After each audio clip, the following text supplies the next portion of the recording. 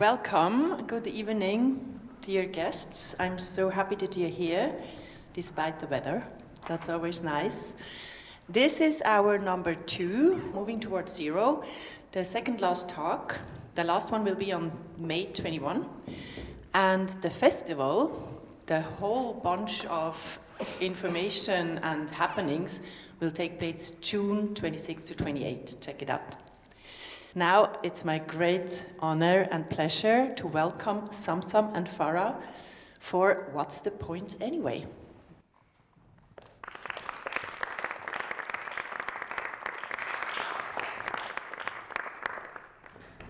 Today, you are blessed with the presence of a climate leader paving the way for all women in sustainability. She is the CEO and founder of Greenwash Solution, leading the industry in innovation, working alongside the pioneers like Elon Musk, Bill Gates, and Jeff Bezos. She inspires every room she walks into. Please put your hands together for Farah.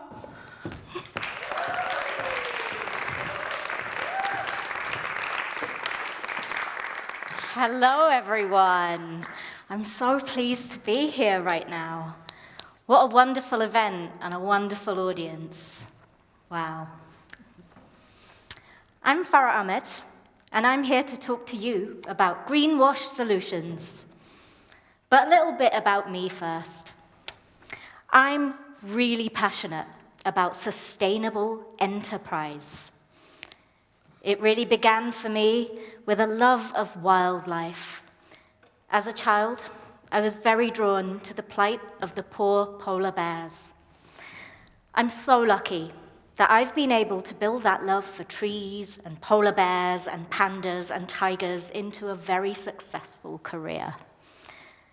I've spent the past 20 years working with some of the world's leading corporations and policymakers to drive their strategies towards green growth. As a result of this, I have had the honor of being recognized by the London business newspaper as a top woman in sustainability. It's the honor of my life. And it's really such a reflection of my personal commitment to sustainability too. You know, it's really easy in this world to get caught up in all of the glamour of luxury holidays and private jets and yachts, but I do try to limit them where I can. I've installed solar panels on all of my properties. I recycle and I drive a Tesla. These are my commitments. And 7 years ago, this passion led me to the founding of Greenwash Solutions. We catalyze business and technology to generate new solutions to environmental problems. What does this mean? We utilize supply chain innovation to enable startups to scale and expedite the market readiness of green technology capable of decarbonization at a commercial scale. We're really proud of the success we've had over the past 7 years. We now have clients across governments, business, technology, and green finance. We have a mandate to invest $302 trillion in these innovative new technologies. What does this even mean? Why do we want to do this work? What drives us? I don't need to tell you this. We are at a crossroads for humanity. We're starting to notice the impact of the climate crisis all around us. I, as I'm sure many of you are too, am deeply concerned about the changes we're seeing. So to really understand the opportunities we have for a cleaner, greener world, we need to take a moment to zoom out and take a look at where we are. We have a big problem, ladies and gentlemen.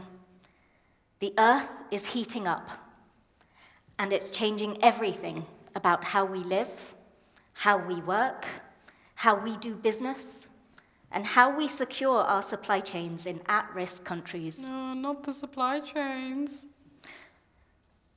Last year, the global temperature increase almost reached the threshold of 1.5 degrees Celsius, and the last 11 years have been the hottest on record. It's now completely accepted that climate change is caused by human activity, its industrial processes, its excess consumption, and there's just too many of us. Humans are the problem. Humans? You mean corporations, industries, and overconsumption of the global north? I think that's what you mean, love. Okay. We're beginning to see more and more natural disasters all over the world. Flooding here in Switzerland, heat waves across France, Spain, and Portugal. The Arctic ice is melting, and those poor polar bears I adored in my childhood are suffering. And who could forget the scenes of devastation from last year's wildfires in Los Angeles? Not the polar bears. Same time, there were floods happening in Nigeria, in Brazil, there was typhoons in Philippines, deathly heat waves in South Asia. But no, let's only talk about the rich countries, the multi-million-dollar celebrity homes that were impacted. Boo-hoo. But there's good news. Good news, and this is where all of us together in this room come in. There is a lot of great work happening in politics. If, like me, you pay a lot of attention to what is happening at COP, which is the Global Climate Conference, you might have seen that 2 years ago at COP29 in Baku, Azerbaijan, developed countries agreed to triple climate financing to developing countries to $300 billion per year by 2035. Yeah, agreed is really doing the heavy lifting here. Also, in 2009, they pledged an annual $100 billion by 2022. Didn't reach a fraction of that any year. But you knew that. And we can see huge political will within Europe.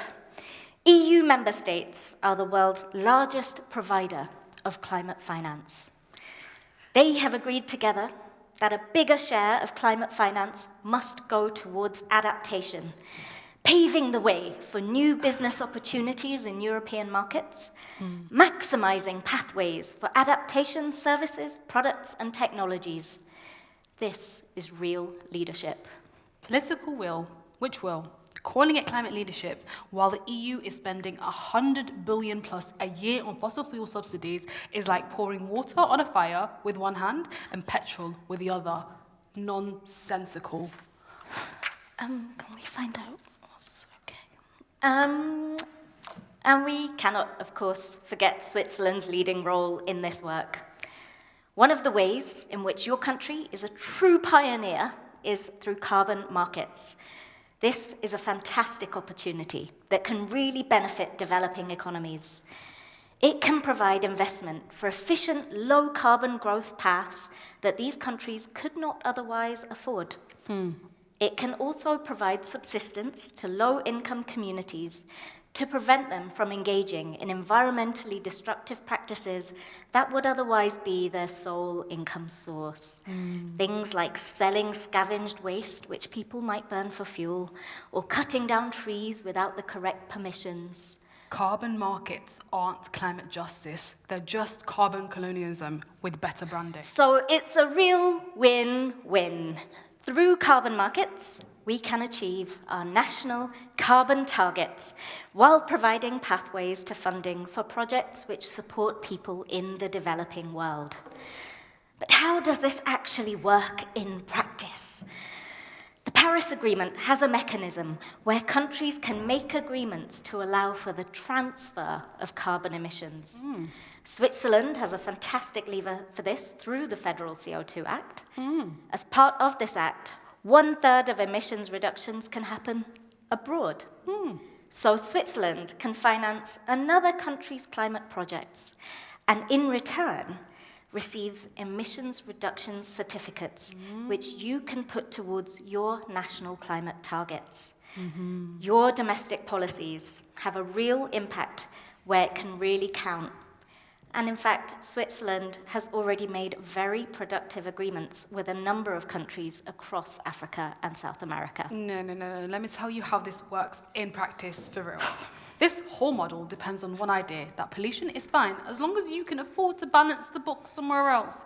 You can't offset injustice. Moving on, there are also lots of opportunities for technological innovation. And of course, the hot topic at the moment is generative AI. Oh, God. AI models have already been hugely transformative for us, delivering incredible results. It can help us to predict extreme weather, optimize energy systems, and protect nature. We can use it to analyze data from sources like satellites, so businesses can make better decisions around market risks. And it can show us how to predict energy needs. This can streamline resource use and reduce labor costs, leading to greater efficiencies in energy demand. Through collaboration with AI, we can save the planet without impacting our bottom line. It's a real game changer. Oh, yeah, the planet is collapsing, but don't worry, the algorithm is on it. If climate win depends on cutting jobs to reduce labor costs and protect your bottom line, that's not green transition, it's just profit optimization with a climate sticker. Especially when automation could displace up to 300 million jobs globally, which exactly is this efficiency for? And calling it collaboration is insane. Communities to you are mere data sources and not the decision makers. That's just extraction. Just a moment, please. Farah, you are a winner. You are a winner. You are a winner. You will not be silenced. 3, 2, 1. Okay.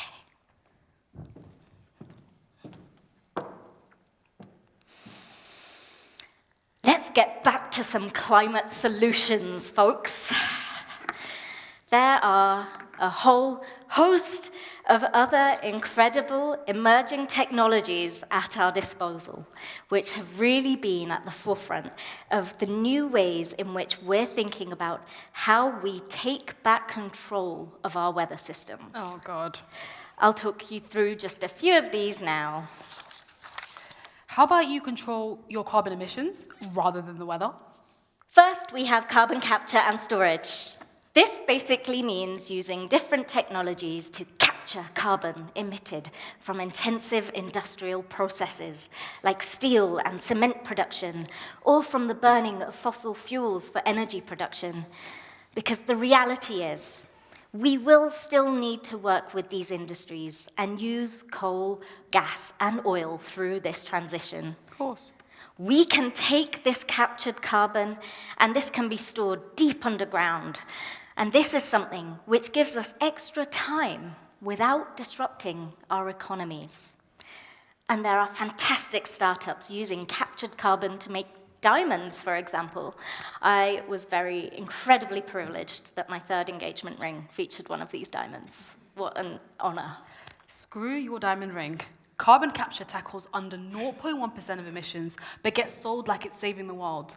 We're not cutting carbon, we're just cutting accountability. And that ring, I hope it lasts longer than this fast climate strategy. Moving on, solar geoengineering involves sending small reflective particles into the upper atmosphere. In layman's terms, this essentially increases reflective cloud cover, sending heat back into space. The UK government's Advanced Research and Invention Agency actually recently announced it was investing £57 million in a new solar geoengineering research project. So this will fund 21 projects globally, including attempts to thicken the Arctic sea ice and brightening the clouds above Australia's Great Barrier Reef to reflect away sunlight. How about we leave the sun out of this? Instead of investing $57 million on a ridiculous project that could have adverse effects anyways, how about you remove the billions of subsidies for fossil fuel companies and invest it back into the frontline communities who actually have the solutions? Oh, there's an idea.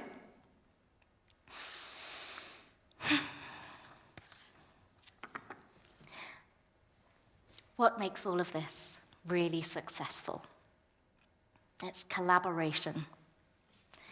Collaboration between governments and industry, between science and the market, and between human intelligence and artificial intelligence.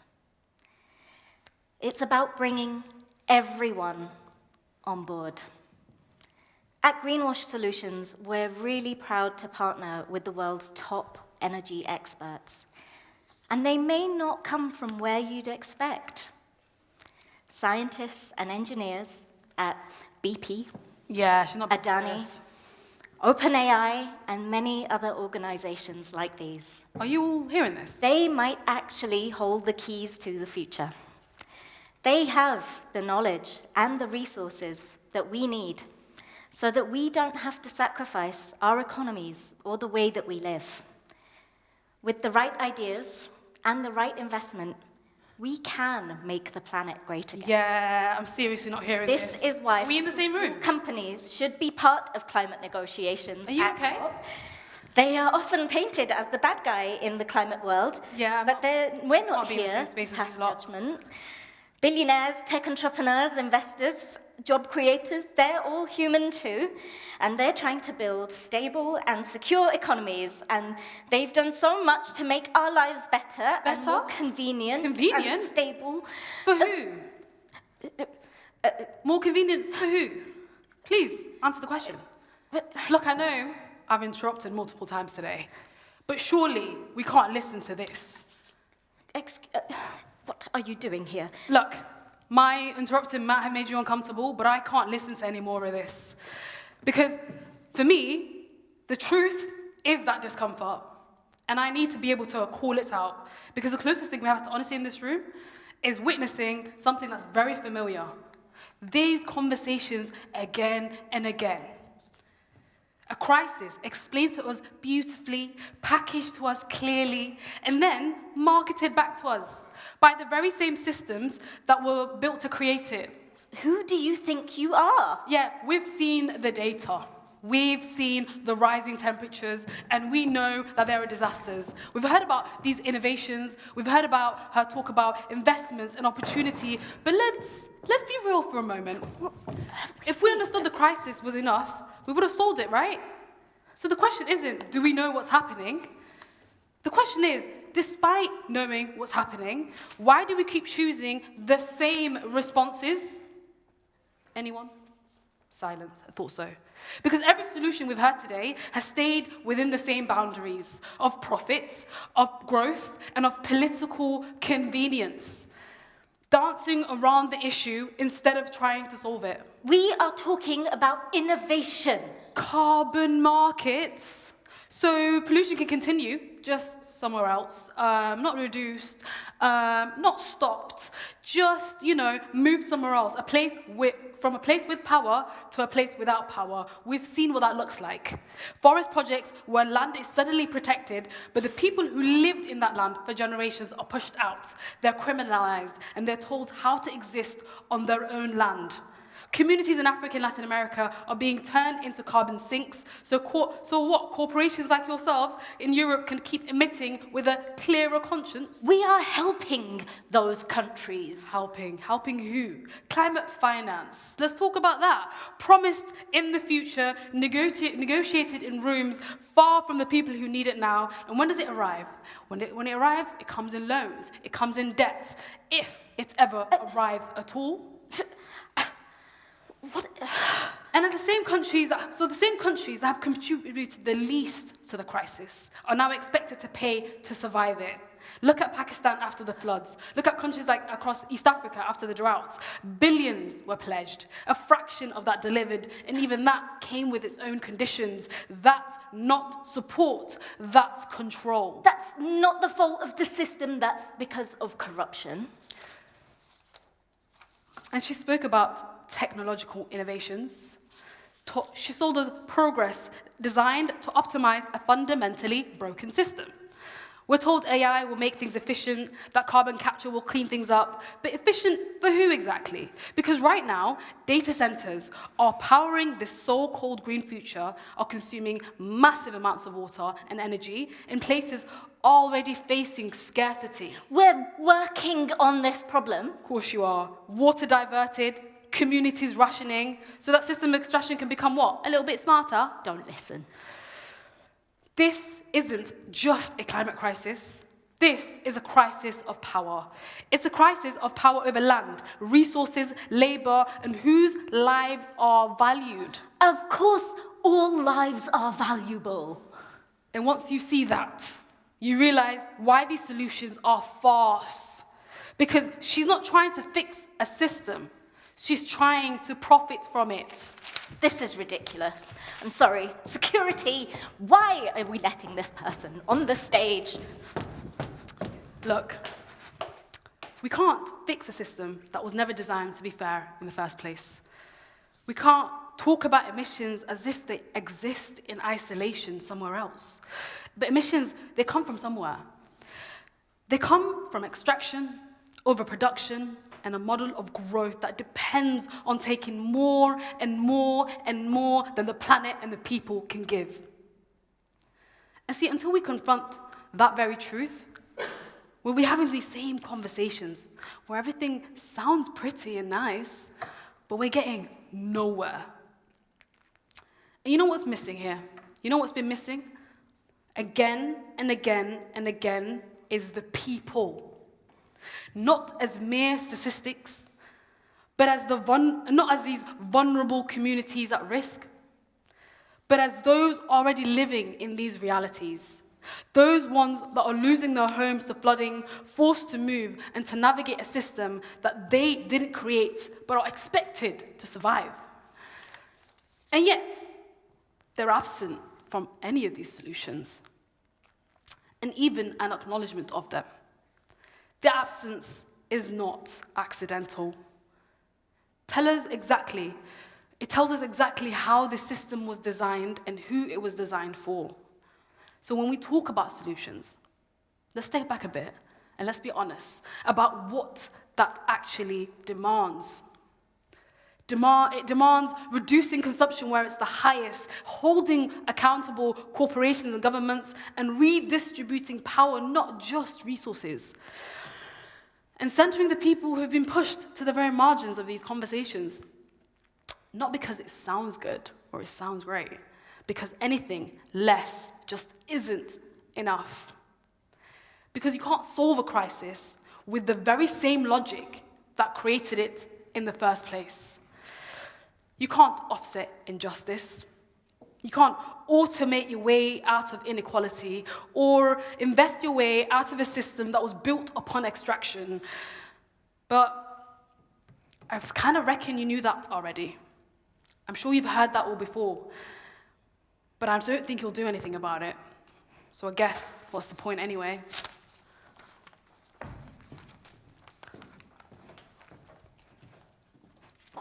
Let's go.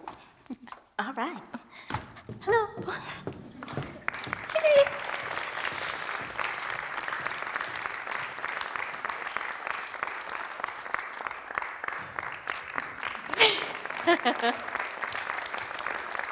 Hi, guys. So, I enjoyed Farah's mess. Sorry. It's all right. Let me get you papers. I said I would only do this if I was able to throw all my papers off at the end. Thank you. Hi.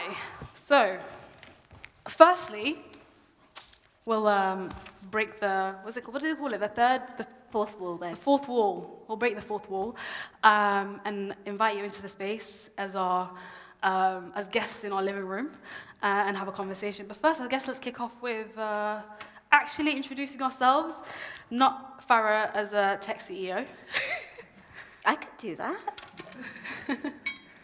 Hi, everyone. So I'm Farah, and I am not, in fact, a tech CEO. I am a culture and climate justice advocate and activist. So I work across the whole sort of cultural ecology, basically to design resources and training and to try and create new narratives and new ideas of what the world is that we're actually building, that is led by and reflective of the experiences of the people who are at the front line of climate injustice. And we've been working together for the last So something 5 years? Yeah. 5 years. Yeah, I also, Zamzam Ibrahim, I'm a climate activist and organizer, and been in the climate justice space for like well over a decade now, getting on a bit. And yeah, have had the incredible opportunity and ability to organize locally, nationally, and internationally. And yeah, I'm just really excited to be in this space, to give an opportunity to talk about something that I do very often, and I know Farah does very often, is we get invited to do keynotes in different places. And I thought I'd firstly kind of give you the background behind how this came around.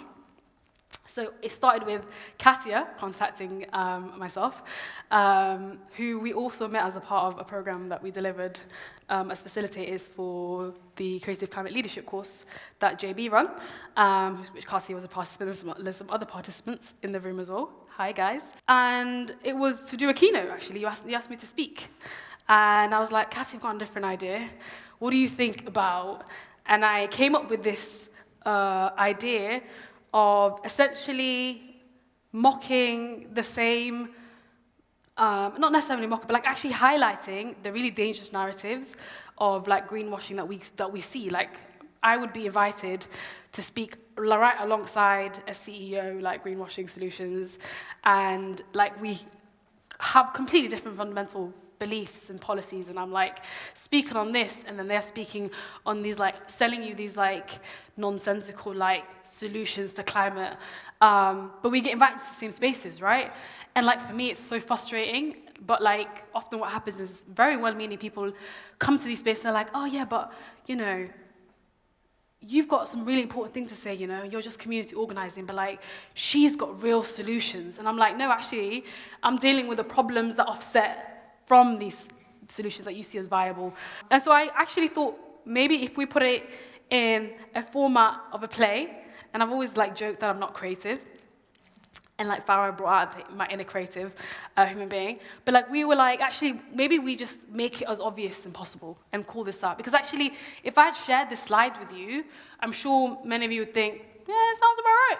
Looks really interesting, right? But it's only when you nitpick and you ask why and you think about some of those. So we'll unpack some of that and we'll invite you into like, but that's really where it came from. It came like, let's present this out as to like actually how dangerous a person like Farah in that particular role can be to stifling like climate conversations and like the work that we're trying to do. Yeah, and I think, you know, also as somebody who gets invited into those spaces, and that duality of like, let's bring on the like shiny, inspiring creative or the youth organizer, Yep. and they'll do a nice speech, but we're not going to resource them, we're not going to actually follow up with them, there's no legacy to this. You know, that it's sort of presented as something naive and fun.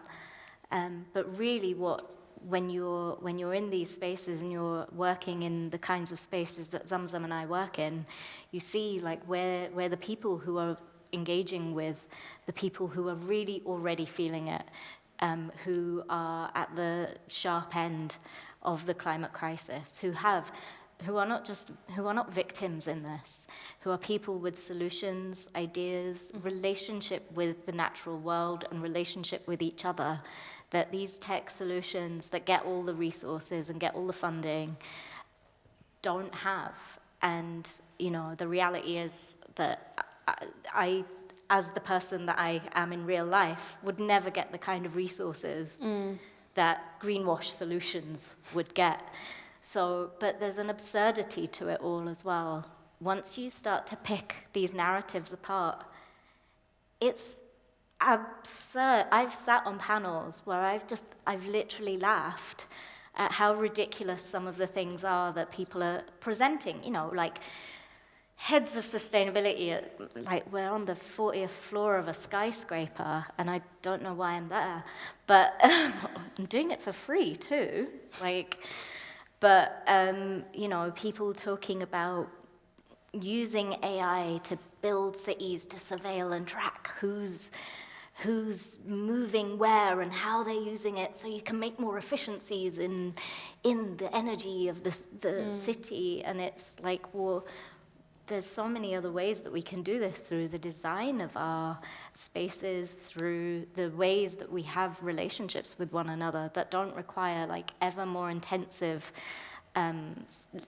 mining and extraction, that don't require stealing knowledge and land from people, that don't require polluting water systems. Absolutely. And that don't also sell that data to people who are, making weapons and, all of the other evil things that people are doing with that data. And it doesn't make sense to me that we are building these infrastructures that don't contain the human at all. And it's something, as we were designing this character, she doesn't mention people except when she's talking about cutting their jobs, mm-hmm. or how human tech billionaires are. Yeah. And it's everything that went into this performance is something that I have heard. And I've sat through conversations and I've heard someone say, billionaires are human too. And yep. I've heard every single thing that has been in But also a lot of the data in there is correct. Like there isn't, like solar engineering, carbon cap, like these are real projects that are happening, that are resourced as shiny solutions to delay the conversation further. Yeah. And I think one of the things that we're very privileged in even being able to have the conversation of climate delay, because there is no such thing as climate delay. Like we know the impacts of the climate crisis is happening, has been happening, and has come out the lives of millions and millions of people, right? I mean, I am originally from Somalia. That's where my family's from. And my grandmother would talk consistently about the landscape in which she grew up in, and what the drought did to the region of Beledweyne, which is predominantly farmland, right? And like the landscape that she remembers. And that was years ago, right? You can only imagine like that. A lot of that land is completely barren, unlivable, and untenable right now.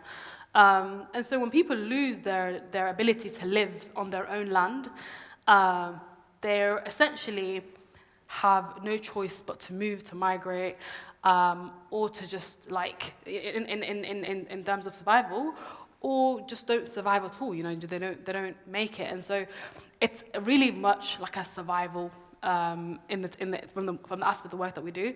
And so it really is uncomfortable sometimes. And I think I've been in these spaces for years, right? That you have these conversations where you step into policy rooms, and I was vice president of the European Institute, and I used to do a lot of lobbying in the EU, and I used to do a lot of climate conversations, and it's very uncomfortable to sit across from somebody to be like, that's not really a problem, is it? When you're like, actually, I am working directly with the communities impacted, and I see how it's impacted their land. But you can't say that because what's your stats? Where's the data? Where are the numbers? And that's really how a lot of metric and how the stories are told. And I think what's really interesting, and I think this power of, and we spoke about this a lot yesterday, is the power of storytelling is so impactful, specifically in the art space, in being able to reimagine worlds and allow us to talk about things in more radical ways. We always refer back to examples of where theatre, where music, where film has changed narratives, has changed ways of thinking, has changed what conversations can happen in what spaces and what's normalized. And so actually it made me think a lot, because I worked predominantly in the policy space a couple of years ago, and now work a lot in the art space. And the reality is that you can't do climate justice without like embedding and bringing everybody along on the journey, and that journey often involves storytelling, you know? But yeah. You wanted to ask a question to the audience? Do you remember? We come back to that. Okay. Should we invite the audience to ask us questions? Go for it. So, I think we have a mic. A mic.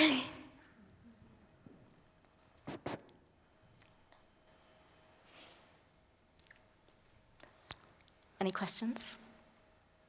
Any comments? Anything that anyone wants to compliment our performance?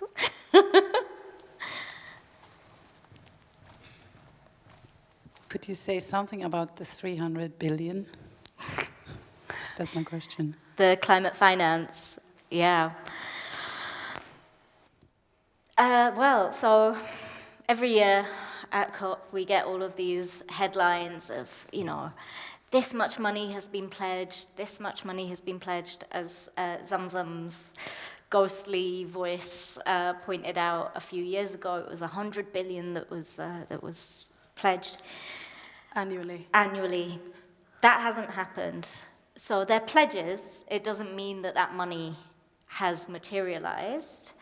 The second thing is the way that that mechanism operates is not actually necessarily without strings. A lot of this money is being pledged as loans, basically, with high interest rates that keep countries in the global south in this awful cycle of reliance on capitalist aid, basically, as the narrative goes. But then the other thing about that is that there's no mechanisms to actually send that money to where it needs to go. There's none of that infrastructure in place, and it is not enough. It is not enough by far. So the pledge was 300 million annually, but I think it's, I can't remember off the top of my head I think it's over 450 million that the climate adaptation gap said. Well, it's not enough. It's no, it was not a lot enough. higher. It was like 1.3 trillion. Yeah, it's not enough. The mechanisms are not correct. They're not. They don't hand power to or any agency to the people who really need it, and the money doesn't actually materialize. And sometimes they're also from existing pledges from somewhere else. So it will be a different policy. So this has happened with, for example, the Loss and Damage Fund, where countries like our government in the UK were saying, we're going to pledge this much money, this many millions, but it was an old pledge, and they've just sort of rehashed it, and they didn't put that money in anyway. So all of these sort of stories that come through, it's not to say that work isn't important or that we shouldn't pay attention to it, because there are incredible people working on the ground to make this, to make these things happen, and to try and put the pressure on governments and try and put the pressure on the UN to put these things in place. But they are often vetoed by wealthier nations, so there's a lot of things that happen around. There was a huge fight at the last COP about the language of whether or not we phase out fossil fuels or we get, and it ended up, what was the language in the end? It was a managed phase down. Yeah, managed phase out. And it's, so it's saying like, yeah, we still would quite like to keep extracting profit as much as we possibly can, until the very last drop of oil, and in fact, someone did say until the last very drop of oil. I think it was maybe the Equinor, the head of Equinor. So yeah, there are people fighting that fight, but they're up against a big, big challenge. Anyone else? Great. And please, we'd like this to be conversational. So I have a question. So if the COP system is so clearly dysfunctional on many levels, at what part of it, or where do you see yourselves engaging with that system, and is it worth it? What's the point? Yeah, I mean, I've written about it, I'm kidding. It's a very good question. I think the reality is any governance model that sits across 192 countries is going to be complex. It's going to be bureaucratic, it's going to be slow, and I think it'd be more dangerous if it wasn't quick, if it was the opposite, because it would mean that not everybody is a part of the conversation. I think, like I always, my approach to the work is always that everybody has to be part of the journey eventually, right? Like we can't build a world that's just and sustainable without bringing everybody around the table. That just means it's going to take longer. So I don't believe that having a environmental governance framework is a problem, right? We've got other environmental governance frameworks like laws of the sea, and we've got protections of forests. There's loads of different frameworks that protect different nature reserves, and so but it became, I think, far more problematic when businesses were allowed in to a part of the negotiation spaces. But that was also the same time that civil societies were allowed in. Essentially, it was if countries had the ability to bring their own delegations, then civil societies and businesses who are part of that, also part of the conversation, part of shaping the environment and the world that we want to build, have to also be a part of that conversation.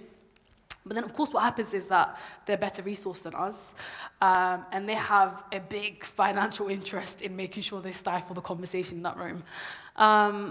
But I think it goes without saying that, everything that has been achieved on a global scale is because of civil societies globally organizing at COP. Right? And so actually the fact that we have even a loss and damage fund, or even that being on top, part of the conversation, is because civil societies, indigenous communities came together, organized together collectively, and pledged and pushed their own countries nationally, but also collectively internationally. And they were at COP, literally running around behind the scenes, making that happen. Yeah, absolutely. I remember when I was at COP in Glasgow, how meticulously organized we were, in the sense of we had a very clear call sheet, and everybody had to target their specific, and I was chasing around our MP in the UK, and everybody had a very specific goal to push and be this is what you're gonna, where's your stance on this? Are you pushing for this? Are you pushing for this? And media are everywhere. I think it's one of the spaces where you have such close proximity to power, because you're just walking down the hallway and you see a president walking down the hallway, and you have every right to stop them and ask them if they're doing what they said they're going to do for their country. And so there's a lot of ability to be able to lobby directly and call things out. But I think it gave us a space to be organized. I think one thing that we consistently have to remind ourselves that we might not have money, but we have numbers, we have people. That's why it's incredibly important for us to be there and organize and bring people that we know are doing the work and collectively organizing. I mean, for example, at last COP, it felt like a big loss, but actually what was won was BAM. Yeah, the Belém action mechanism, if you don't know. Which is, so it was actually fighting for just transition for union workers, and it was led by a bunch of organizers came together and they focused on that very specific, and they targeted, and even though that wasn't the win that we wanted, right? It's still a win. It's still a huge win that would have never come about had there not been civil societies in the room, in the space. And I know from friends who were there that, for example, the UK government wasn't going to sign up to it until there was public pressure that happened, because the groups in the room were then able to translate that out and get a huge amount of signatories from back in the UK to put pressure on, and they did a U-turn. Then I don't know how public knowledge that is actually, but but things there change at the last minute constantly. So being able to like physically put pressure on that space is important. And at the moment, in Colombia, there's also a sort of alternative fossil fuel free, what's the Santa Marta conference is happening, which is jointly held by Colombia and the Netherlands. And so that's another kind of mechanism that it's new. It's the first conference of this kind, and it's a global conference. And so that's, you know, it's creating space again for more all of these indigenous and youth activists and land workers and women's rights activists to come together again on this like global scale to push and pressure and to create the kind of mechanisms and ideas and policy asks that then get taken forward into COP. So you don't have to fly up to, like, the next one's in Antalya in Turkey. You don't have to fly there and like be there in person, but you can put pressure wherever you are. You can connect up with activists who are there and ask them, you know, what do you need from us? You can keep an eye on the things that are happening and keep pressure on throughout the year as well. I have a question. Do art, activism and creativity play a role at COP? Yes, I can talk a little bit about that. So a couple of years ago, we launched something which is now kind of morphed into a campaign called We Make Tomorrow. We didn't launch this. It was a coalition of organizations from all over the world and from across the entire sort of cultural ecology. So that is a campaign to get art and culture into the COP processes. What's happened this year is the Entertainment and Culture Pavilion. So they have a space within the Blue Zone at COP, which is the sort of official space, and then there's the Green Zone, which is the like civil society space that anyone can go to. So they have a space within that, and what they've done is kind of brought a bunch of culture and climate advocates together a few weeks ago in Marrakesh, and they've come up with a sort of essentially a first draft of what they're asking for policymakers to put into and to take forward into the UN FCCC, the UN climate negotiations. And so it's in draft form now, but maybe I can send it to Katja afterwards. And you can also submit your own projects and ideas into that. So I'll send all of that on. But then there's so much art and culture at COP, and it's not always, you know, culture that you sit and you consume and you look at and you think that's nice, and then you go home and you feel good. It's, you know, culture is there through the indigenous people who are there fighting for their lands, and that's, you know, through the rituals that they bring into the space, through the resistance that they bring into the space. It's there in all sorts of ways. And it's also, you know, there's so many ways that you can organize around it. Because, fun fact, because COP is officially a UN space, a nation's own protest laws do not actually count within the Blue Zone spaces. So quite often, within the boundaries of that space, there can be acts of resistance that in some countries and some spaces you're not actually allowed to do any other time, you know. So there have been occasions over the last few years where there have been really creative protests happening in spaces that otherwise that kind of thing is a lot more dangerous to do. First of all, thanks a lot for the performance. It was really interesting to see, very creative. I have seen lots of those kind of presentations since I work in the greenwashing space. I work actually in oil and gas and been more on the biofuel side, so I've seen some of the solutions that we are offering to customers, etc. I sort of want to defend a little bit our side, but I think, first of all, to acknowledge it's very important to have activists, because activists can be sometimes from the outside seeing problems that we are not seeing, because we are such in a tunnel vision, because sometimes we are just told we have to sell this kind of product, and then that's what you're doing. You're not really reflecting on it, you're not really questioning on it, etc. And you're seeing the results on paper, because year after year, you see we have, I don't know, reduced 70% of greenhouse gases, etc. And this makes you proud working in that field, but you're not questioning everything together. So that's, first of all, to acknowledge it's important to have you. Another thing that I've seen, I'm not such a fan of COP and on the UN level, because things are much slower, as you pointed out, some of them.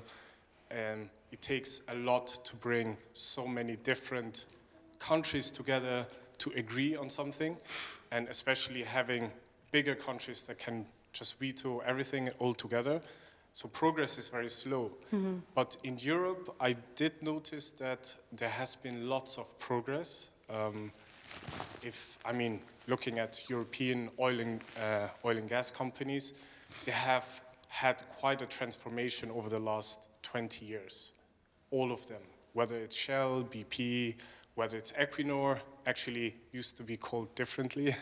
So they did a rebranding, etc. There have been lots of changes, and that's because not only civil society, government level, etc., have been pushing for this kind of change. And on paper, they have actually left money on the table. Certain oil fields in the North Sea have not been looked at. Certain gas fields have not been looked at. They have been leaving money on the table, whereas American counterparts actually didn't really care much. So they have grown on, let's say, profitability over the last 20 years, whereas Shell, BP actually lost in that race. But I'm not defending that thing, I'm just kind of highlighting that Europe is already going in a, let's say, better direction. But yeah, there's lots of things still to happen. I've worked once in my life, only for 6 months, for an American oil company. That was the worst experience in my life. And the funny thing there was, I was working on biofuels, and the CEO of that American company came over to the London office. He never visited our offices before. He has been already 7 years the CEO. And then when he came over, every team had to kind of pitch their ideas. And I was pitching together with my team on what we are going to do on biofuels, etc. And then at the end of the day, he gave his speech. He basically said, for us, Europe is not really important. America is the main market, and Asia is the future. Europe is kind of like a satellite, a non-important, non-growing market. So this is the view of lots of Americans when they look at Europe. For them, Europe is kind of very bureaucratic, not growing. They have these strange ideas about biofuels, etc. Fun fact, a few years after, when Biden actually won the election and came with the Green Deal, etc., he had to change all his policies because you have to follow what government policies push for. And he was so anti-renewables, biofuels, etc. And then at that moment, I was kind of thinking, why am I working in this company when it doesn't matter? So that's why I left. And I'm working now for a much more better organization, also in Europe, but we do a lot on biofuels, etc. So I do think, yes, there are things to highlight. Coming back to maybe 1 or 2 questions for you guys. I'm not such a fan of just a pure voluntary space, because it's too small in my view, I think. And I would like to hear what you're thinking, versus mandatory markets where, let's say, Europe has done quite a lot having, let's say, biofuels policies, the renewable energy mandate, etc. So what's your view on that, the mandatory versus voluntary? And your global view, what you feel, in which countries you are more successful, with which counterparties you're more successful to work with, whether it's government counterparts or whether it's a business, or what kind of business you think your voices are heard? There's a lot there. It's a lot. I don't know where to begin, actually. I want to preface something, actually. I know this is your bread and butter, brother, and you have bills to pay. However, to me, there's no in which way I can ever justify the oil industry. And it's, I think, something really dangerous in terms of like political narratives is like intent outweighing the outcome, right? If you accidentally shoot somebody in this room and they die, right? But you accidentally shot them, you still killed somebody, right? And so like there is an ignorance of the impact of the roles that we take up, that we have, right? And I think it's really important to acknowledge that. Like, I think it's really important to acknowledge that, like, all of us get one shot at life. We live through our lives for one very reason, ideally. Maybe some of us have 7 lives. Barrow might argue with me.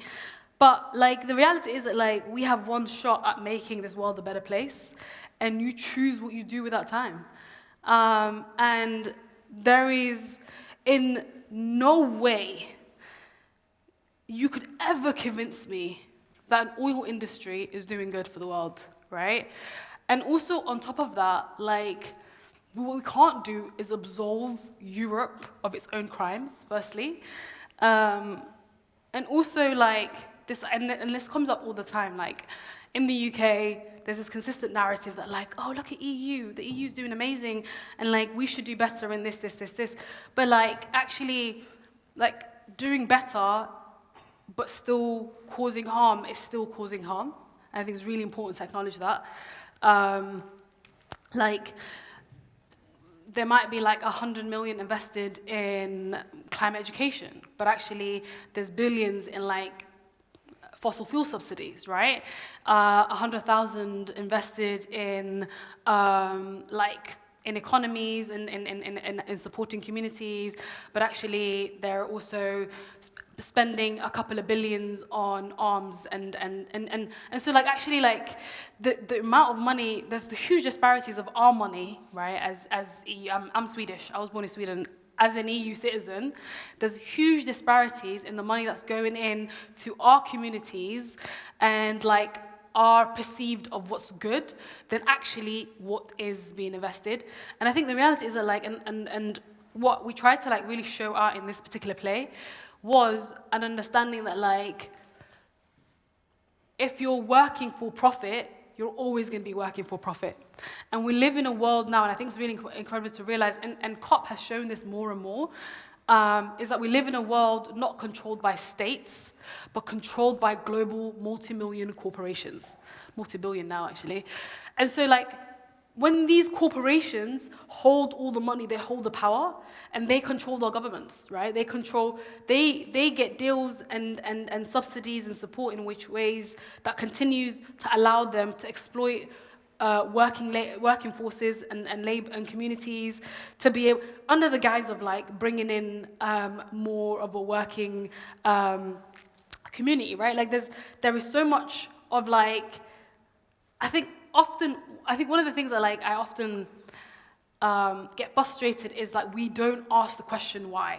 Like when something is announced, almost always I can guarantee you I'll put money down on it that there is a insidious reason behind it. A government hasn't decided to cut 80% of its emissions in the next 10 years. There's something behind it. When you read the fine print, there's usually because, oh, they're diverting money in this place. The emissions actually is them offsetting, and they're paying a country to completely get rid of their forests, and that's how they're offsetting, which actually isn't offsetting because those trees were planted yesterday, and like it's going to take about 30, 40 years for them to even like start to do the carbon capture that they're emitted to do. And so like, there's so much fine print that we're not missing, that we're consistently missing as a society, and we're like failing to consistently ask ourselves like, why is this? What's actually the reason behind this? And I think that's really dangerous. Like we fall into the blind, leading the blind, if I can say, because we're essentially like, oh yeah, this is really good. We should really imitate more of this. Oh, this is amazing, and that's when a person like Farah, as the CEO of Greenwash Solutions, is looking great to us, right? It's like, oh wow, she's really come up with really innovative solutions, and she's really solving the problem, and this is really what we need. And I think that is us basically and happily like trying to be led, because we have the inability to ask why, and have the ability to ask ourselves, like, actually, like, how is this benefiting my community, and what world is this going to create after, and what are the impacts behind it? But yeah, I think that, honestly, like, fundamentally, my opinion on that take, I think one of the things that I don't do, and I won't do, is ever make anybody uncomfortable or call somebody out for the role that they've picked to do. I am from a working class community. I am the daughter of migrants. I went into university to do accounting and finance, and I had a dream and a plan to make loads of money and give my parents and my family the stability that we never had, right? And life And you became a climate activist. really threw me down a different path.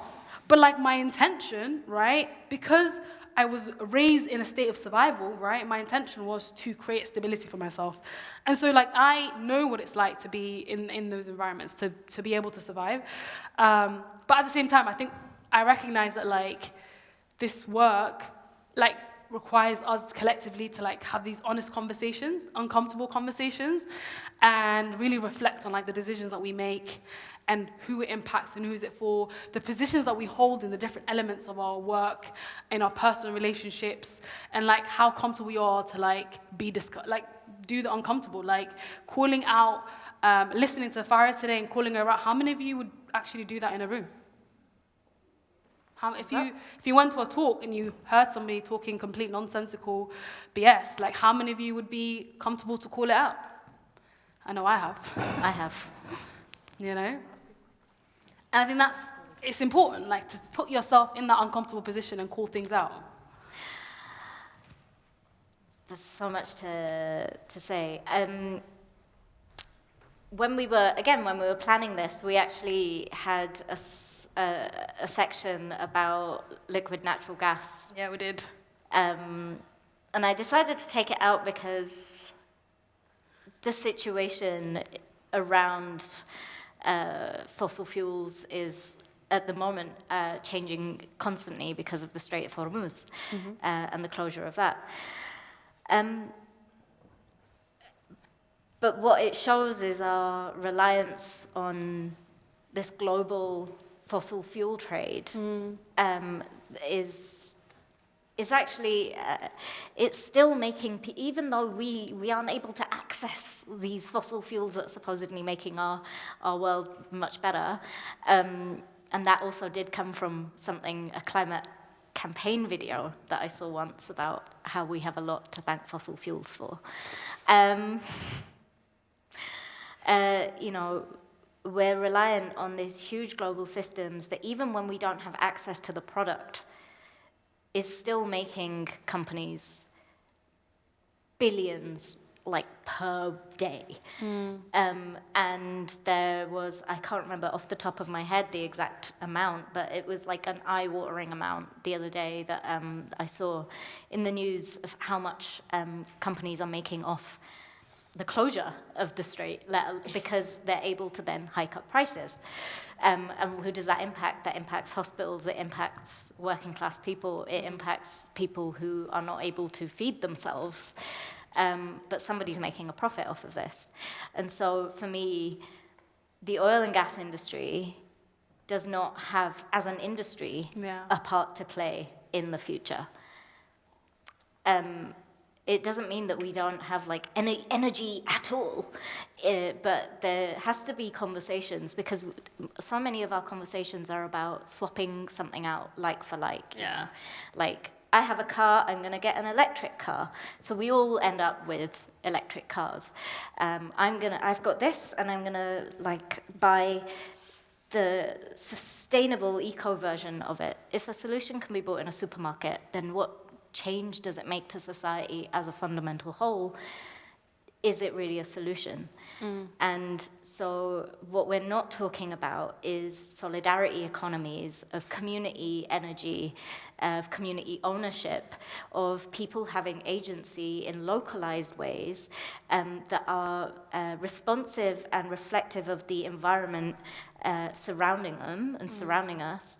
We're not talking about how design, like how does a building keep us cool in the summer and warm in the winter without churning out air conditioning and constantly polluting the planet.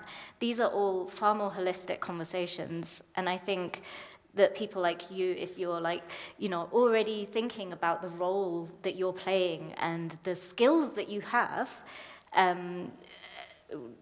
because I don't know shit, but sorry, I don't know anything about biofuels and how to make them and how they work and how you stabilize them for transport. That's not the role that I play. I am an artist. But, you know, that's important to know.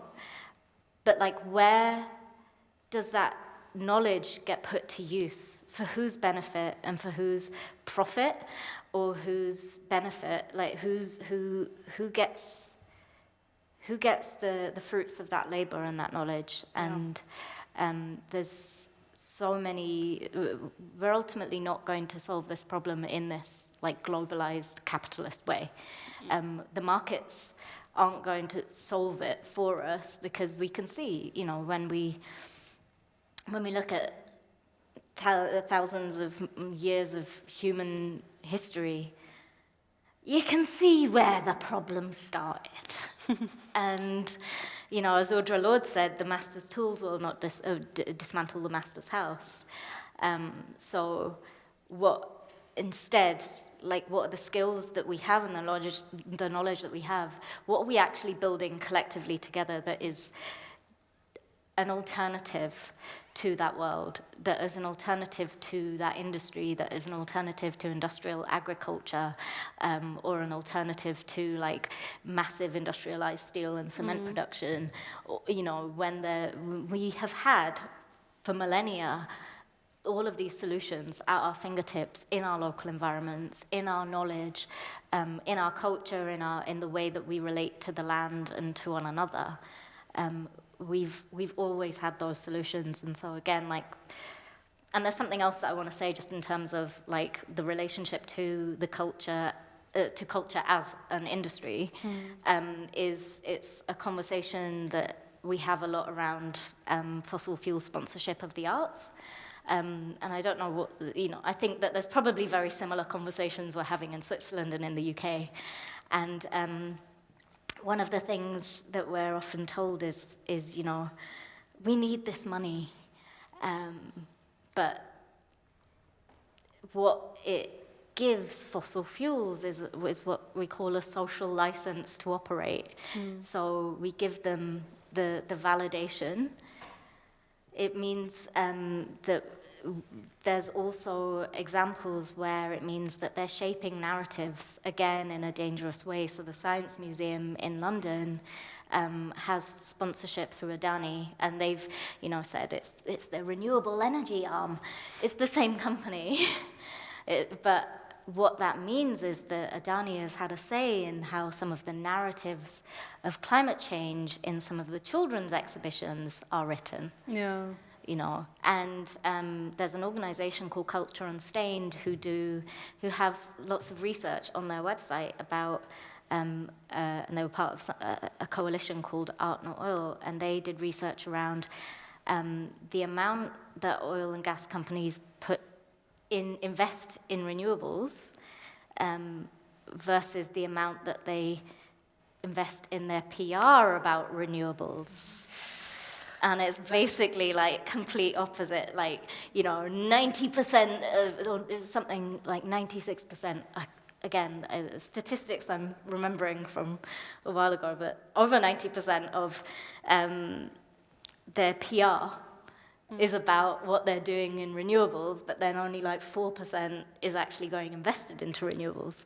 So again, we have to look at the agenda behind it and look at the story, but also look beyond the story and what's the material reality. And again, who is profiting and who is benefiting. You just reminded me of something that, like, I think in the early years when I started in the climate space and I was doing some training with People and Planet, and I remember a fact that they taught me that really blew my mind, and it was really about exactly how these energy companies invest in like PR, and it was about the carbon footprint, right? It was the idea of the carbon footprint was created and coined by BP because they thought, hold on a minute, scientists are really calling out the impact that we're having, and we need to be able to figure out how to put this on the consumer. And so they created and coined the idea of the carbon footprint and visualizing it and being like, measure how much carbon footprint you're emitting by seeing how far you're driving and da-da-da-da-da. And that's how the language and the narrative of how we understood like the emissions and like internalizing it started. And I think, and then you can start to think about like how Coca-Cola changed the color of Christmas to Their colors. To their colors for PR. Like actually like how much our society is like heavily controlled by the PR of these big multi-millionaire companies. It's insane. Sorry. We could keep going. Like, yeah, please interrupt. Let us know. How are we doing for time? So you've been talking a lot about systemic change and how systems are not benefiting the sustainable transition that we need. But even though the carbon footprint was invented by BP, I think there's still a role that the individual also plays. So I would be interested in hearing what you think about that, because it does matter what I choose at the supermarket, right? And so I think, all of us who are here probably are over-consuming, and we do have power as consumers also. But we also have needs and wishes and dreams, and I think many of us struggle with the idea that we would like to visit foreign places, but we know it's probably wrong to take an airplane. But then I think many of us still do it. So I would be interested in hearing what you think the responsibility of the individual is, because at some point, if you want to participate in society, especially in Switzerland, if you use the infrastructure to some extent, you're already over-consuming. Right? Yeah, we can't just opt out of society. Nope. And actually when I see people who are like, I'm just going to go live in the forest and not use anything, I'm going completely off-grid, I think you're opting out of also changing society. Like, we have to be in it in order to make a difference in it. But what that means is, yeah, we do all the things that we can within the limitations of our own contexts, right? Like, it's expensive. Gas and electricity is expensive in the UK, and I can, at the moment, just about afford to have a renewable energy provider, but I haven't been able to in other homes I've lived in. Just my housemate makes a lot of money, so it's fine. I can't eat organically or locally all the time. There are things that we all do that don't necessarily align with the ways that we want to be living and working. But where we come up against the limitations of what we can do, that's the bit that we're talking about here. So, we make the choices that we can, and where we can't, we go, why can't I change that? We have to ask ourselves, what is the thing behind this? And then who around me is also struggling with this? Because, I know I'm kind of weird sometimes, but if I have a problem, I can't be the only person out of 9 billion people on the planet to have this same problem. Probably not. Right? And so you find the people who are working on that, and you collectivize, and you put pressure. So that's the interaction between the individual and the system, is not that you take yourself out of it completely, not that you sit in guilt, because guilt is not helpful. It's what can I do? What would I like to do? And why can't I do it? And then who else is doing that? Who can I connect with? Who can I join with? And what do we do next? Yeah, no, absolutely. I think first of all, the reality is that like we're all a bunch of like data sets to everything that we do now, with our phones, with our what we buy, what we eat, where we go, where we like all of that data is being stored somewhere in the and so like what we do as individuals, of course, incredibly important. But I think it's a privilege to be able to think about eating organic, think about traveling sustainably, think about going off grid, right? Like that's in itself very much a privilege. But I don't necessarily ever hold people accountable to the decisions that they make, unless it's largely problematic. Unless it's wild. Unless it's wildly problematic. I'm just like, I feel like as humans, like everybody has their own life story and experiences and journeys, and I totally can respect that. But I do think it's fundamentally important for us to recognize that BP coined this because capitalism flourishes when we individualize people and steer them away from their communities, right?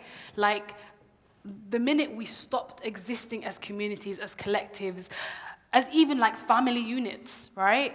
Then we lost like the ability to be able to have protection, to be able to ask for help, to be able to have community gardens. And so like actually that disconnect from community is what's allowed this like really dangerous progression of systemic issues, right? And I think the more disconnected we are, and the more disconnected we become, right? Like, it's one of the funniest things around, like, I travel a lot around Europe, well, a lot around the world, but around Europe, and it's like, in certain places, it's almost weird when I say hi to somebody. They're like, why are you speaking to me? Weirdo. But it's like that lack of like human connection, of having conversation, of being there for each other. Like there's like so many social experiments I've seen where like there's been a kid asking for help, and it's like, in what country is somebody gonna offer help and intervene? You know, and like in most of European countries, there's no intervention, there's no help, because there's a fear that like this is another person's kid or you might get in trouble. There's a continual protection of self before other, right? There isn't a child isn't help that needs my help. It's like, actually, I might get in trouble as the back of that, so why would I get involved? And I think this individualized mindset that we've grown up with, that's been like ingrained into us, right? Like, I'm not blaming anybody in this room. Like, it's been taught to us. It's been taught to us since we were children. It's so dangerous because it means that like we fail to build communities, we fail to build collectives, we fail to work with others. So when it comes to like something happening, like so when your workplace cuts your job because of automation, you have nobody to organize with because you didn't unionize, you don't know how to work in correlation, you don't know how to work in community, right? Whereas like you have other parts in the world where they know very much how to organize, and when something happens, they shut down the entire country, right? To hold accountability. And I think there's a big mismatch in the sense of like, because I think one of the things is that like as Europeans and as people in the global north, we are incredibly educated, incredibly wealthy, but also incredibly docile. Docile, I think is the right word. Like with the resources and the knowledge and the skills that we have, we should be running our countries, right? Like we should be able to like really influence policies in ways, but we don't. And it's because that docility has been like really ingrained into us by the capitalist systems that we believe will one day protect us, but they don't. I can give another example. Oh, and then I can come to you. We were talking about this earlier, because I was like, I've been on this journey of trying to get rid of Google from my life, right? She thinks, anyway. And this is a lot because of surveillance, because of Google's investment in AI, in weapons, in fossil fuels, in all of these bad, awful things. But also, Google is everywhere. Yeah. Right? So in trying to do this, I've switched all of my emails to Proton, but I actually still need a Google email because I need it for quite a lot of work that only happens on Google Drive. I got a phone. I paid a lot of money for a phone that, again, it's a privilege, it's a consumer option that exists on an open source OS. So I'm not using Apple or Android. It means that a lot of apps don't work on my phone. So I have to train myself out of the convenience that all of these companies have trained into us and normalized over time. 10 years ago, when biometric, fingerprint scanners on phones came about, and I've never face scanned, but I was like, absolutely not. Like, why does everything need my fingerprint now? And we don't think about it now. So there's also a deconditioning. I'm like, take it all, honestly. There's a deconditioning that needs to happen. Got my left lung already. But I have a Google laptop because I don't understand how to make hardware that doesn't run on these operating systems. And I'm not skilled technically enough to do that. Yet. All of these things don't exist in isolation, and we have normalized them, and I hear it so often around AI, as people start saying, in the last year or so, I've heard people who might have been against it at one point are now saying, well, it's here now, we have to learn to work with it, or live with it, or use it, or, and we're hearing this narrative because we've allowed it. Yeah. And the more that we allow, the more that we allow. Sorry. Thanks very much. I'll keep it short. But it's exactly what I was thinking as well, because we are so dependent on oil and Google and all this stuff. And we think it's not possible to live differently. And I think what you're saying, that we need different narratives. And to introduce them, we need performance. We need to enact them. And I really liked your performance at the beginning, because it shows it's a different way of looking at the information and the facts we know, because we keep these facts repeated daily, we know them, and we're numb to them. It doesn't put any reaction to us anymore, because we know them. And I'm also a climate activist, and I did a lot of direct action and civil resistance and all that stuff. And I think it worked well. It raised the topic, but I also saw that it doesn't work over the long time, but there's a lot of opportunity with performance, with humor. And I would like to take this opportunity that we actually staged a funeral of the combustion engine like more than a year ago here in Zurich, because we thought that you need to also think of the possibility that stuff ends. That there's a time where we live without the engine, and I think it's difficult for us to really imagine this possibility, but you can stage it, and it was really funny as well. It was creative. We were about 200 people dressed in black with music, and we had the body, the engine, and we walked through Zurich. And I think this worked very well, because it was inviting people to participate. And we're doing the same thing, or a different thing again, on the 9th of May in Zurich. And we call it the Petrol Detox Tour, because we are dependent on petrol. And I just would like to just say to you that we do it on the 9th of May in Zurich.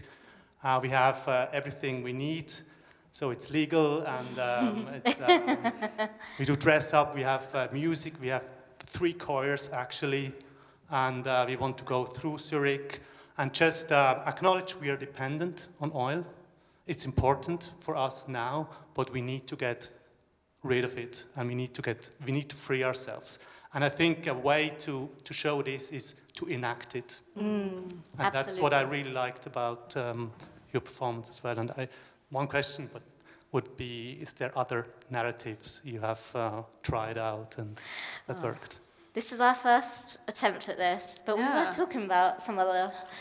Yeah, this is actually the first time we've done it in play format. And thank you so much, Katia, for trusting us vision before we even materialized it. She was like, "This sounds great." I was like, "Thank you for the faith." But we've talked about different iterations, actually what other policies can we talk about, like migration, which is a huge topic right now, right? Loads of different ways in which we can enact this in different countries, in different policy elements. I think